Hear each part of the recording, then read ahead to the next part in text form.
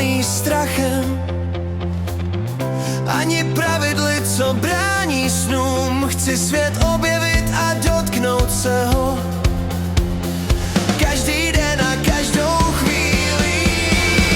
Když přijde bouře, běžím vpřed, ať vítr fouká, já ho vítám. V každém okamžiku nacházím sílu a držím ji, dokud se svět nezastaví.